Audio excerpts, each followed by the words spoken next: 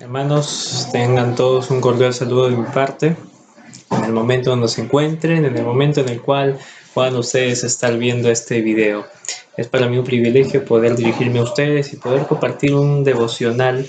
Y el devocional que vamos a compartir hoy está basado en el libro de Esther, en el todo el capítulo 3. Vamos a estar analizando desde el versículo 1 al versículo 15. Y para esto quiero comenzar haciendo una pregunta. ¿Qué pasaría si usted en el lugar donde se encuentra recibe una carta, un escrito, y le dicen que durante una determinada fecha van a darle muerte, van a destruirlo y van a exterminar a toda su descendencia, a toda la familia que usted tiene, a toda su genealogía que puede tener? ¿Cómo se sentiría usted en ese momento? Obviamente un momento de consternación, un momento de nervios, un momento de temor, ¿no? Entonces, el día de hoy vamos a estar analizando un caso similar, porque esto ocurrió en la historia, lo relata el libro de Esther, el capítulo 3, de que es mandado un edicto indicando que van a exterminar a todos los judíos que vienen de las diferentes provincias del rey que en ese tiempo estaba gobernando, que era el rey Asuero. ¿Ok? Entonces, quiero dividir ciertos puntos para comenzar con esto, pero antes de recordemos un poco el contexto. El pueblo de Israel estaba cautivo, fue cautivo durante el gobierno de Nabucodonosor, rey de Babilonia. Ellos, como desobedecieron la ley de Dios, se apartaron de Dios, empezaron a adorar a dioses paganos, empezaron a pasar a sus hijos por el fuego, que era un rito que practicaban la gente de ese tiempo, que no era parte del pueblo de Dios. Como empezaron a desobedecer a Dios de toda esa manera, Dios los entregó en las manos del rey de Babilonia y fueron cautivos. Entonces, la etapa en la cual nos encontramos y en la cual se está desarrollando este libro es cuando el pueblo de Dios está en el exilio. Ellos están siendo cautivos. Y en esta temporada ya no está en el rey Nabucodonosor, sino se encuentra en el reinado de Asuero, ¿sí? Del imperio medo-persa, como se diría, ¿no? Entonces, durante ese contexto estos judíos estaban ahí por haber desobedecido. Entonces, vamos a enfocarnos en ese contexto y vamos a desarrollar este capítulo 3, desde el versículo 1 hasta el versículo 15. Vamos a ir desarrollándolo paulatinamente en este estudio. Entonces, para comenzar, este capítulo comienza con el nombramiento de Amán. Amán obviamente no era parte del pueblo de Dios, él era parte del pueblo de Amalek, ¿sí? Entonces, en el versículo 1 y 2 vamos a darle lectura a la Biblia. Dice: después de estas cosas, el rey Asuero engrandeció a Amán, hijo de Amedata, agageo, y lo honró, y puso su silla sobre todos los príncipes que estaban con él. Y todos los siervos del rey que estaban a la puerta del rey se arrodillaban y se inclinaban ante Amán, porque así lo había mandado el rey. Pero Mardoqueo ni se arrodillaba ni se humillaba. Desde ahí ya vemos ese término, pero aquí había un hombre que no se inclinaba ante la adoración, ante el mandato de inclinarse hacia este personaje que es Amán. Entonces vemos dos cosas para comenzar en este primer punto. El rey Asuero, el que estaba sobre todo, pone sobre todos a Amán, aún sobre los príncipes que estaban ahí. Pone a Amán por cabeza en medio de todo. Y no solo eso, sino que el rey Asuero da un mandato, y el mandato está en el versículo 2. Dice: y todos los siervos del rey que estaban a la puerta del rey se arrodillaban y se inclinaban ante Amán, porque así lo había mandado el rey. Entonces, el rey había mandado que todos se arrodillen y se inclinen en un acto de adoración a Amán. ¿Sí? Entonces vemos que el rey Asuero tenía un preferido que en esta ocasión era Amán. El pueblo empezó a postrarse ante ellos, ¿sí? Pero entre todo el pueblo había un judío Este judío se llamaba Mardoqueo y es del cual vamos a hablar en esta ocasión. Dice el versículo 2, la parte final: pero Mardoqueo ni se arrodillaba ni se humillaba. Entonces vemos ahí una negación que dio Mardoqueo hacia este mandato que había propuesto pues el rey.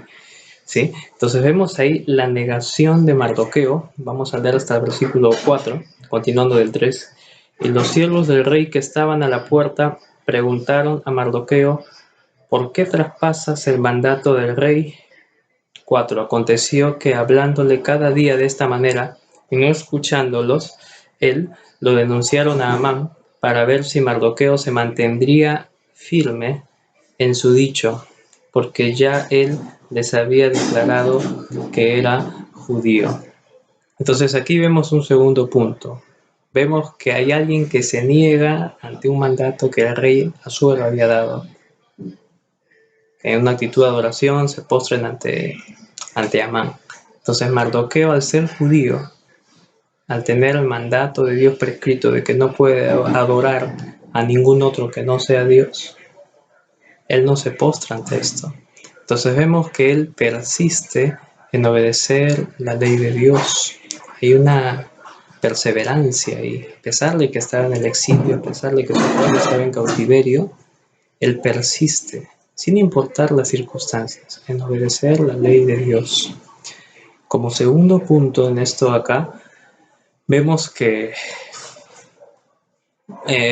cuando Mardoqueo se levantó y empezó a no poner en práctica este mandato del rey, había otras personas que también estaban a su alrededor que notaron que él no hacía caso omiso a esto. Entonces, ¿qué es lo que ellos hacen? Empiezan a probar la firmeza de Mardoqueo. Dice que cada día empezaban a preguntarle esto mismo, ¿no? A preguntarle, incitándolo: ¿por qué traspasas el mandato del rey? Pero Mardoqueo, aún a pesar de la insistencia, aún a pesar de la presión y todo lo que podía venir más adelante, él se mantuvo firme. Él no cedió, él no abandonó su fe, él no abandonó la ley de Dios. Él sabía en quién estaba confiando. Él conocía las maravillas de Dios y él persistió en obedecer la ley. Y digo esto de que él conocía la ley de Dios por un versículo que está más adelante, donde él menciona la providencia de Dios, que no lo vamos a ver en esta ocasión. Entonces vemos ahí una persistencia y vemos que aún a pesar de que sus amigos lo acusaban, él se mantuvo firme, pero sus amigos lo acusaban para probarlo.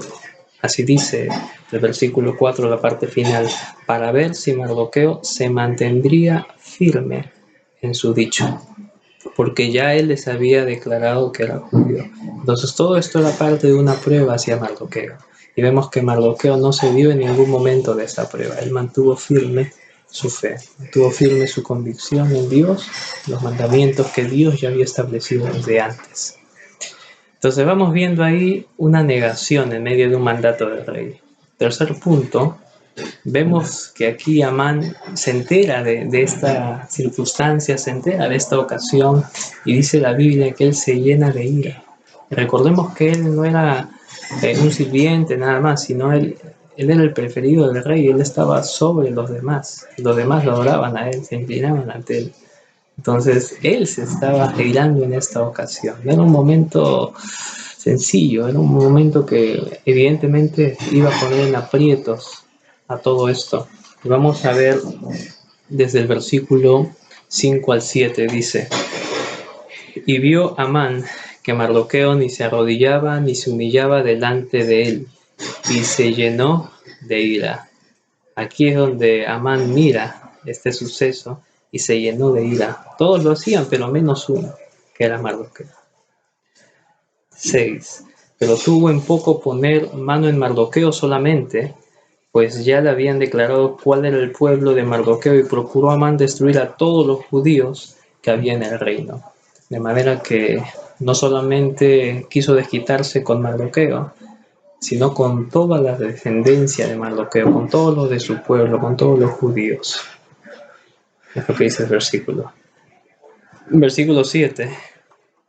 En el mes primero, que es el mes de Nisan, en el año 12º del rey Asuero, fue echada Pur. Esto es la suerte delante de Amán, suerte para cada día y cada mes del año, y salió el mes 12º, que es el mes de Adar. Entonces vemos dos puntos claves en medio de la ira que siente Amán. Uno es que él visualiza, que es la causa, ¿no? Él visualiza directamente ya que Mardoqueo está incumpliendo este mandamiento. Que todos se postran, pero él no. Y dos, él procura la destrucción de los judíos. No, como lo decía, no solamente matar a Mardoqueo, sino a toda la descendencia de los judíos. Y como resultado de esto es echada una suerte. Es echada una suerte. En ese tiempo se acostumbraban mucho a echar suertes para definir ciertos asuntos que eran importantes. Entonces dice que aquí se echó suerte, fue echada Pur. Esto es la suerte delante de Amán. Suerte para cada día y cada mes del año, y salió el mes 12º, que es el mes de Adar. Entonces él, antes de ir hacia el rey, antes de hacer una petición al rey Asuero, él primero echa suerte para determinar en qué mes iba a desquitarse con Mardoqueo y toda su descendencia. En qué mes iban a desaparecer o exterminar toda esa descendencia. Y le salió el mes número 12 en el calendario judío. Entonces, vamos viendo ahí otro punto que es la ira de Amán. El siguiente punto es, como lo dije hace un momento, aquí Amán va a tener un diálogo con el rey Asuero, ¿sí? Entonces, desde el versículo 8 al 11, vamos a ver que hay un diálogo entre ellos dos. Obviamente ya sabemos que el diálogo no iba a ser algo del momento, algo espontáneo, sino iba a ser algo ya premeditado por Amán. Amán ya tenía premeditado qué cosa iba a hablar con Asuero. Ya en su corazón había la malicia de qué es lo que iba a pedirle, qué es lo que iba a hacer, ¿no? Muchas veces la gente que está llena de orgullo, esa gente soberbia, muchas de las cosas que dicen o planean, ya todo lo tienen en su mente cuando van a hablar hasta con una persona, ya lo tienen arraigado en su corazón, ya saben las palabras que van a decir y los momentos, en el aspecto negativo, obviamente, para hacer mal a alguna persona que tal vez que se está poniendo en contra de sus planes, como pasaba en esta ocasión con Mardoqueo. Entonces vamos a analizar este diálogo entre el rey Asuero y Amán. Entonces primero vamos a ver la petición que Amán le hace al rey Asuero. Esto está en el versículo 8 al 9, dice así: y dijo Amán al rey Asuero: hay un pueblo esparcido y distribuido entre los pueblos en todas las provincias de tu reino, y sus leyes son diferentes de las de todo el pueblo, y no guardan las leyes del rey, y al rey nada le beneficia el dejarlos vivir. Si le place al rey, decrete que sean destruidos, y yo pesaré 10.000 talentos de plata a los que manejan la hacienda, para que sean traídos a los tesoros del rey. Entonces vemos aquí que Amán empieza a hacer esa petición, y podemos dividir en 4 subpuntos esta petición. Primero, él presenta de quiénes estaba hablando. ¿De quiénes estaba hablando? La respuesta es obvia. Está hablando de los judíos. Él empezó a acusar a los judíos, no solo a Mardoqueo, sino a todos, diciendo que ellos tienen una ley propia y están esparcidos. O sea, probablemente ya se había dado el trabajo, la labor de investigar que los judíos estaban esparcidos en diferentes provincias de este reino. Segundo punto, ahora, él los menciona pero maliciosamente. Ya en su corazón, como decía, ya estaba sembrada esa malicia, de manera que todo lo que salía de la petición que él hacía ya era producto de su corazón malicioso, del enojo, de la amargura, de la ira que él tenía en su corazón. Entonces presenta a los judíos como malos, como terribles. 2, él acusa a los judíos. 3, él aconseja, o sea, se da hasta, no sé cómo decirlo, pero se da la atribución de aconsejar inclusive al rey, como vemos en el versículo 9 o 10, dijo, el 9, perdón. Dice, y yo pesaré 10.000 talentos a los que manejan, y el 8 dice, no guardan las leyes del rey, y al rey nada le beneficia el dejarlos vivir. O sea, estaba aclarando de que al rey este pueblo no le iba a beneficiar para nada. ¿Para qué lo estás dejando vivir? O sea, él seguía con esta pretensión premeditada que ella tenía. Y por último, procura dar un incentivo al rey. Ahora, se sabe bien claro de que este incentivo, a ver, este incentivo lo dice en el versículo 9.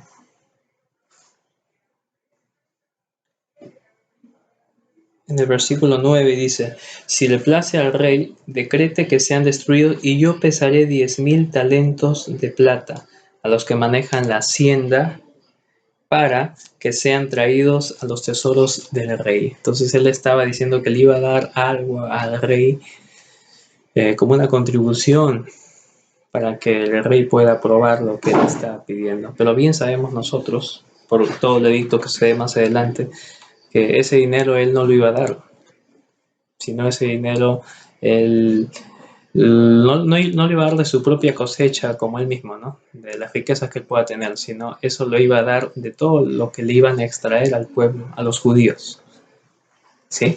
Entonces prácticamente iba a ser un saqueo que iban a hacer los judíos de dinero y él se les iba a entregar.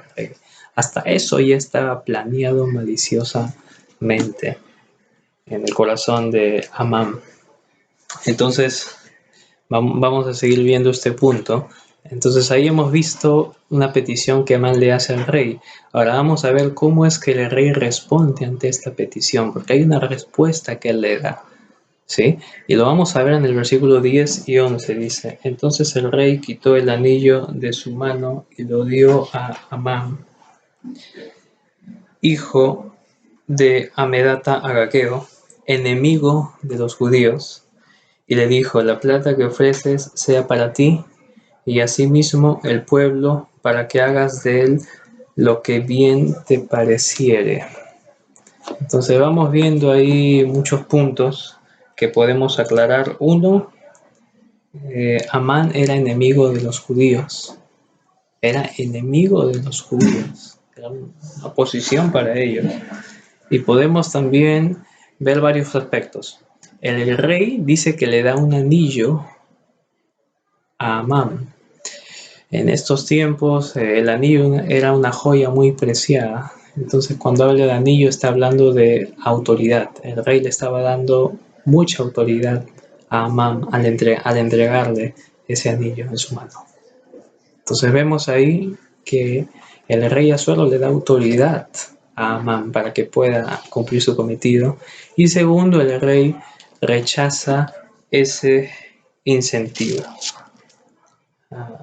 Vamos viendo esos aspectos entonces. Ese es el diálogo que hubo entre Asuero y el rey Asuero y Amán, que era un diálogo, como ya lo había explicado, premeditado maliciosamente por Amán.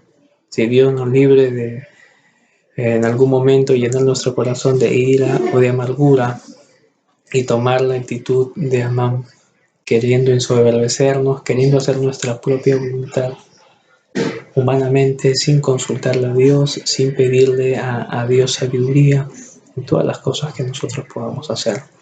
Entonces, vamos viendo ciertos aspectos en ese punto. Ahora, el punto que quiero analizar en este momento es la circulación de la carta, porque luego de este diálogo que hay, vamos a ver que hay una circulación de una carta. Entonces, desde el versículo 12 al 15, nosotros vamos a estar viendo, del 12 al 14, vamos a estar viendo la circulación, no, del 12 al 15, la circulación de la carta, porque en medio de todo esto, como resultado del diálogo que tuvo Amán con el rey Asuero, se manda a hacer una carta, ¿no? Como Amán consiguió lo que ya había en su corazón perverso, esto tiene un resultado y esto se da en la carta. Vamos a leer del 12 al 15, dice así: entonces fueron llamados los escribanos del rey en el mes primero, al día 13 del mismo, y fue escrito conforme a todo lo que mandó Amán, a los sátrapas del rey, a los capitanes que estaban sobre cada provincia y a los príncipes de cada pueblo, y a cada provincia según su escritura, y a cada pueblo según su lengua. El nombre del rey Asuero fue escrito y sellado con el anillo del rey. Y fueron enviadas cartas por medio de correos a todas las provincias del rey, con la orden de destruir, matar y exterminar a todos los judíos, jóvenes y ancianos, niños y mujeres, en un mismo día, en el día 13 del mes duodécimo, que es el mes de Adar, y de apoderarse de sus bienes. La copia del escrito que se dio por mandamiento en cada provincia fue publicada a todos los pueblos, a fin de que estuviesen listos para aquel día. Y salieron los correos prontamente por mandato del rey, y el edificio fue dado en Susa, capital del reino. Y el rey y Amán se sentaron a beber, pero la ciudad de Susa estaba conmovida. Entonces vamos viendo ahí el relato desde el versículo 12 al 15, cómo es que es dada toda esta circulación de la carta, cómo es que es dado el edicto, el contenido que tenía, y vamos a ver muchos aspectos en alusión a este pasaje. Primero, vemos a los escribanos que escriben este edicto, y dice que ellos lo escribieron todo conforme a lo que le dijo Amán. De por sí ya este edicto era malo, porque el corazón de Amán era malo, y había ira en su corazón, y había todo tipo de malicia. Dos, vemos también el destino del edicto. Dice la Biblia que esto iba a ser repartido por cada provincia. Se iba a informar a todas las provincias pertenecientes al rey Asuero, sobre las cuales él gobernaba, tal como él se lo había pedido al rey Asuero. Vemos ahí el destino. Tercero, vemos también un carácter del edicto. El carácter del edicto era irrevocable. ¿Por qué? En el versículo 12, la parte final dice: en nombre del rey Asuero fue escrito y sellado con el anillo del rey. Cuando algo se hacía en el nombre del rey y aparte era sellado con el anillo del rey, recordemos que Amán tenía el anillo del rey que le había dado Asuero. Cuando algo se hacía con estos dos elementos era algo irrevocable, algo que nadie podía romper. Ya era una ley que nadie podía oponerse. Era algo fijo, sí o sí se tenía que hacer, se debía hacer. Entonces vemos ahí un carácter. Cuarto punto, el cuerpo del edicto. ¿Qué es lo que decía este edicto? Y lo hemos leído hace un momento, pero solamente lo voy a repasar en el versículo 13. Y fueron enviadas cartas por medio de correos a todas las provincias del rey. Aquí dice: con la orden de destruir, matar y exterminar a todos los judíos, jóvenes y ancianos, niños y mujeres, en un mismo día, en el día 13 del mes duodécimo. Entonces mandan a matar a todos los judíos. Y obviamente los judíos se enteran de todo esto porque las mismas cartas llegan a sus provincias. Matar, destruir y exterminar. Y ellos sabían de que era algo irrevocable también, puesto que el carácter del edicto era irrevocable por lo mismo que mencioné. Entonces vemos también que hay un plazo para que este edicto pueda ejecutarse. La ejecución de este edicto iba a ser, esto comenzó en el mes primero y se iba a ejecutar el día 13 del mes número 12 del año en el cual se encontraban. ¿Sí? Entonces aproximadamente eran 11 meses de plazo. Durante 11 meses los judíos iban a vivir con todo ese temor de ser muertos en una fecha determinada. En otras palabras, ellos ya sabían qué día iban a morir. Tenían una fecha estimada, porque esa fecha era la que ya se había determinado por esta carta, por este edicto.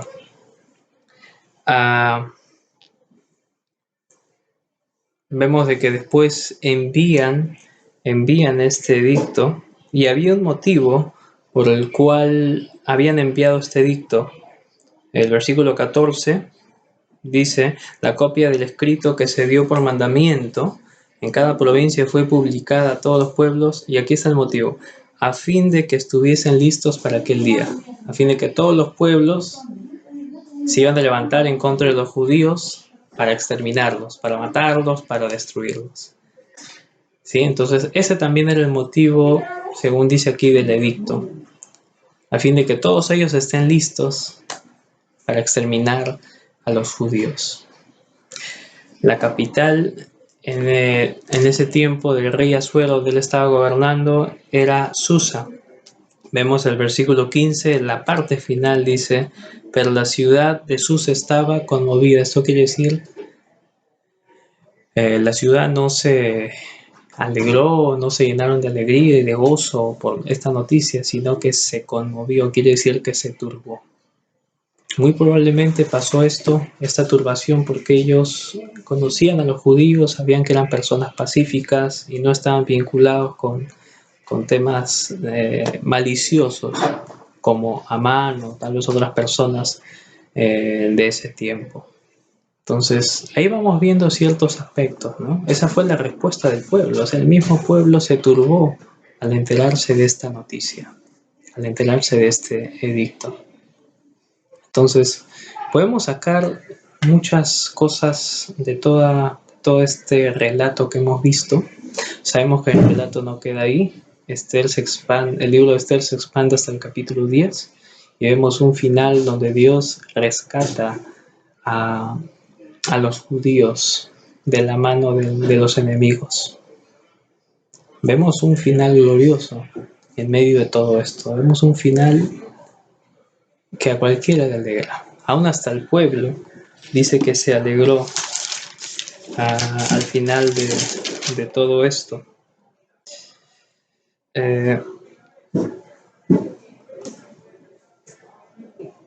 Más adelante vamos a ver lo que hizo Mardoqueo en otra ocasión tal vez, pero solamente quiero detenerme solamente viendo este capítulo 3, para sacar ciertas aplicaciones, ciertas cosas que podemos aprender de todo este relato que acabamos de estudiar. Primero, podemos ver que hay un ejemplo a seguir, y aquí está Mardoqueo. Él obedeció el mandato que Dios le había dado. Él prefirió, parafraseando un pasaje del Nuevo Testamento, él prefirió temer a Dios antes que a los hombres. Él no se inclinó ante Amán. En ese tiempo era algo terrible por el mismo tiempo de los persas. Inclusive probablemente Amán haya tenido en su vestidura la imagen de un ídolo. Entonces era algo aborrecible. Era prácticamente que niega su fe. Mardoqueo, si se inclinaba ante él. Entonces Mardoqueo fue contra todo. Él prefirió obedecer a Dios antes que a los hombres. Entonces nos anima a ver a nosotros a que no veamos mucho las circunstancias, no veamos mucho en el aspecto de que nos infunda temor o estas cosas, sino siempre estemos seguros de que si estamos obedeciendo a Dios, todo lo demás que venga va a ser para bien. Sabemos que a los que aman a Dios todas las cosas les ayudan a bien, dice Romanos 8:28, la primera parte. Entonces, si obedecemos a Dios, estemos seguros en quién estamos poniendo nuestra confianza. Recordemos las maravillas que Él ya ha hecho a través de la historia en el Antiguo Testamento, o aún en tu propia vida. Y aún en tu propia vida ahora. Porque tal vez estás viviendo una vida de pecado, una vida de desobediencia total a Dios, pero mira ahora en este tiempo que Dios todavía te está dando vida. Te está dando vida y extendiendo su misericordia. Y si tú te acercas a Él y te arrepientes de tus pecados, Él te perdona y te da una nueva vida. De modo que si alguno está en Cristo, nueva criatura es, las cosas viejas pasaron, todas son hechas nuevas. Entonces vamos viendo un ejemplo aquí, en el caso de Mardoqueo. Él obedeció a Dios sin importar las circunstancias. Él no negó su fe, no se inclinó a la idolatría. Otro ejemplo que vemos en este personaje es que él se mantuvo firme. Vemos un aspecto de firmeza en la vida de Mardoqueo. A pesar de que esta gente le preguntaba de que por qué traspasaba la ley o el mandato del rey, dice que cada día le preguntaban. Él no cedió a esa presión. Él se mantuvo firme a pesar de lo que las personas que lo rodeaban lo presionaba. Él se mantuvo firme, pero esa firmeza lo tenía en Dios. Fortaleceos en el Señor y en el poder de su fuerza. Vemos que dice un pasaje en el libro de Efesios, en la carta a los Efesios. Entonces vamos viendo ahí otro punto importante. Uno, él obedeció a Dios y como consecuencia le vino la bendición. Dios lo bendijo grandemente. En el capítulo 10 del libro de Esther dice, el versículo 3, porque Mardoqueo el judío fue el segundo después del rey Asuero y grande entre los judíos y estimado por la multitud de sus hermanos, porque procuró el bienestar de su pueblo y habló paz para todo su linaje. No estamos obviamente viendo los detalles que pasaron en toda la transición de la victoria de los judíos, en donde ellos no son destruidos, sino muy por el contrario. No lo estamos viendo, pero estamos salteándonos un momento al final y vemos que como consecuencia de la obediencia de Mardoqueo, Dios bendijo, y lo bendijo a él y a todo su pueblo. Dos, se mantuvo firme. Vemos ahí un ejemplo claro. Otro punto, hay un mandamiento también aquí que nosotros podemos obedecer y aprender si es que no lo estamos haciendo. Debemos adorar solamente a Dios, poner a Él en primer lugar en medio de cualquier circunstancia. En medio de cualquier circunstancia, nosotros constantemente, diariamente somos tentados por diferentes ocasiones, por diferentes tipos de tentaciones que tenemos en nuestra vida, ¿no? Somos provocados a la tentación. Entonces, nosotros no nos basemos mucho en las circunstancias, sino pidámosle en todo tiempo la sabiduría, la fortaleza, porque Dios es un Dios poderoso. A Dios.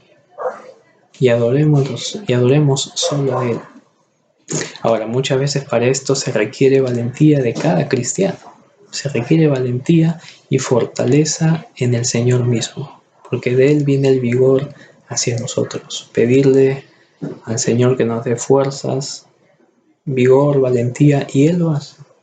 Él lo da y empezamos a obtener victorias en medio de las tentaciones que se van presentando en nuestras vidas. Hay unos errores que podemos evitar a través de esta historia que acabamos de ver, y los errores obviamente los vamos a resaltar en Amán. Como primer punto, no debemos ser autosuficientes ni soberbios como Amán lo fue. Si tú sigues leyendo el libro de Esther, te vas a dar cuenta que Amán preparó un lugar donde ahorquen específicamente a Mardoqueo en una fecha determinada. Pero al final pasó lo contrario. Amán fue el que terminó, ahorcado en ese lugar. En la misma horca que él había preparado para Mardoqueo, él mismo murió ahí. A causa de su soberbia, a causa de su autosuficiencia, ¿no? Muchas veces el hombre comete eso. Muchas veces tendemos a cometer ese error en preocuparnos, poner, mejor dicho, en primer lugar nuestras vidas, nuestros pensamientos, y poner abajo a Dios. Y cuando hacemos eso tarde o temprano, vienen las consecuencias. Como segundo punto que debemos evitar es no buscar el centro de la atención como Amán. Amán todo el tiempo quería que la gente se arrodille ante él. Él buscaba ser el centro de la atención en medio de todo. No nos centremos en eso. Dios, si hemos cometido eso, Dios tenga misericordia, Él lo tiene. Y arrepintámonos de ese pecado. Porque nosotros debemos proclamar al centro de la atención que es Dios. Él es el merecedor de toda la gloria y de toda la honra. Él debe ser conocido. Él debe ser exaltado. Y no el hombre, no nosotros. Como otro punto adicional, hay algunos pecados que evitar, por supuesto. Vemos aquí el pecado de idolatría, el postrarse ante otros y no reconocer al maravilloso y único Dios. Gracias a Dios, en este relato bíblico vemos a Mardoqueo, un hombre de fe. Él no cayó en idolatría, no se postró ante Amán. Debemos recordar algo muy por sobre todo esto, y es que son parte de los atributos de Dios. Dios es misericordioso, Dios es bueno y Dios es clemente. Dice la Biblia que Él es tardo para la ira y grande en misericordia. Si hemos llevado mal nuestros pasos, Dios aún nos ha concedido vida en este momento para venir a Él y arrepentirnos. Y Él nos escucha. Y Él nos perdona si confesamos y hay un arrepentimiento genuino. También podemos ver ciertos principios con los cuales nosotros podemos vivir a través de esta enseñanza, y uno es el temor de Dios. Poner a Dios por sobre todo, ponerlo a Él en primer lugar, vivir con la gracia de Dios, porque nosotros no merecemos. Recordemos que los judíos obviamente no merecían, digamos, aquí el poder de Dios, el favor de Dios hacia ellos, porque ellos, si estaban siendo cautivos, si estaban en esos lugares, era porque ellos mismos habían desobedecido a Dios. Era el resultado de todo eso. Pero aún así, Dios tuvo misericordia, Dios fue bueno y clemente para con ellos. Entonces, Dios también nos extiende hoy su gracia. Y también recordemos que Dios es un Dios bondadoso, que siempre está para poder mostrarnos su bondad a través de diferentes circunstancias o acontecimientos que suceden en nuestras vidas, ¿sí? Entonces, espero que estos principios que acabamos de analizar y desarrollar pueda ser de bendición para la vida de cada uno de ustedes, hermanos. Conmigo ha sido todo por este momento. Que Dios les bendiga. Hasta luego.